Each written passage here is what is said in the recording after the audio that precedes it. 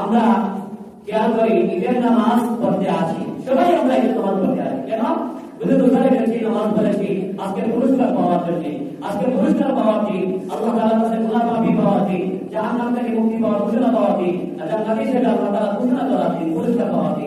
কিন্তু অনেক ভাইরা এমন আছে যে ফজরের নামাজ পড়েন না, ঈদের নামাজ পড়তে আসেন, আছে না নাই?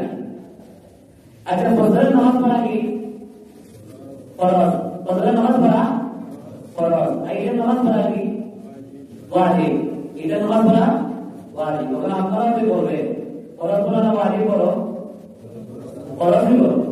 কারণ একদম যে আপনি যুবক ভাই, আপনি ঘুম থেকে উঠলেন 8টার সময় যদি জামাত হয়, 7টার সময় উঠলেন, 7:30টার সময় উঠলেন, উঠে আপনি ঈদের নামাজ ফজরের নামাজ পড়লেন না, তখন আপনি কিভাবে কোন পুরস্কার পাইছেন আপনার কাছে একটু চিন্তা করে যাই।